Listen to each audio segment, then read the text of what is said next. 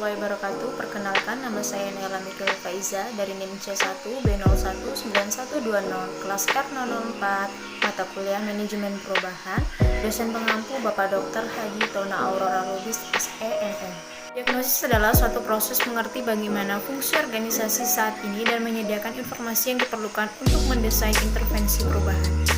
Kegiatan diagnosa ini biasanya dilakukan setelah adanya proses entertain dan contracting yang dilakukan oleh organisasi untuk melakukan perencanaan perubahan, yang pada kedua proses tersebut organisasi telah menetapkan langkah untuk menindaklanjuti diagnosa yang berhasil.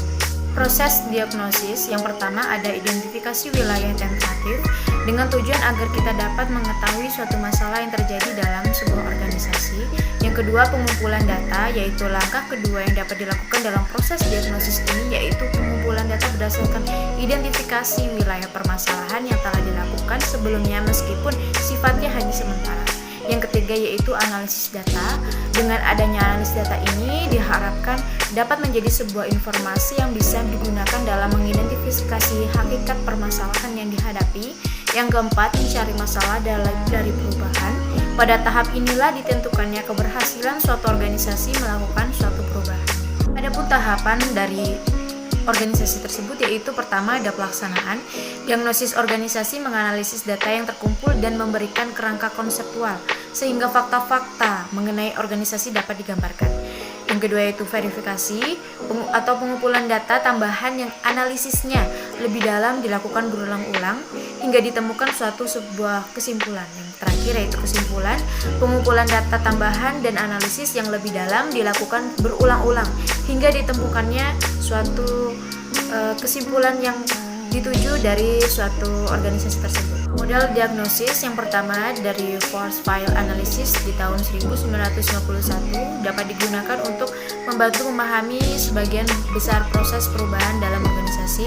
Yang kedua, Leavitt Model pada tahun 1965 untuk memahami hubungan antara faktor-faktor kunci dalam suatu organisasi dan membangun suatu strategi perubahan yang terintegrasi. Yang ketiga, Likert System Analysis tahun 1967. Tujuan dari instrumen ini adalah untuk mengukur persepsi karyawan atau manajemen puncak, supervisor, dan staf terhadap dimensi organisasi dalam organisasi yang memperhitungkan dimensi organisasi. Yang keempat ada Open System Theory di tahun 1966. Banyak model diagnostik organisasi yang akan dibahas bergantung pada gagasan abstrak tentang teori sistem terbuka sebagai asumsi dasar sehingga memerlukan pembahasan singkat tentang teori sistem terbuka. Yang kelima ada Weisbord-Sisbach model 1976 mengusulkan 6 kategori besar dalam model kehidupan organisasinya, termasuk tujuan, struktur, hubungan kepemimpinan, penghargaan, dan mekanisme yang membantu.